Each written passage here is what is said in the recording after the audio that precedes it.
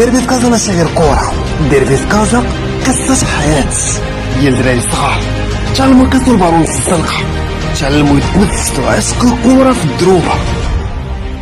والكورة كانت بالنسبة لهم الحلم باش واحد النهار يلبسوا اللون ديال القلب. شحال من مرة كازا بكات على الخسران، وشحال من ليلة باتت سهرانة بفرحة انتصار، بين ضحكانا وبكيانا مدينة كاملة كتعيش الليل كامل على ايقاع الديربي، على ايقاع الصراع التاريخي بين الاخوة الاعداء.